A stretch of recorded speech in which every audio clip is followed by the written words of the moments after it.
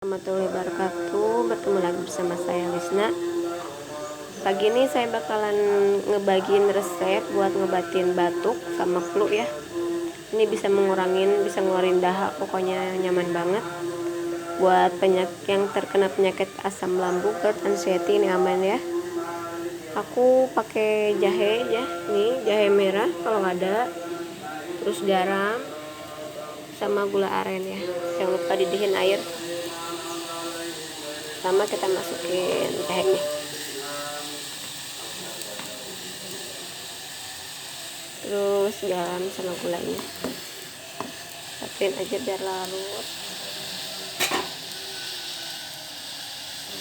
Oke, kita aduk ya.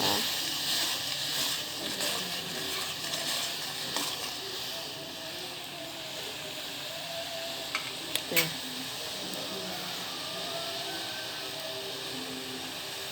tunggu aja, ini tuh paling 5 menit ya, gak lama.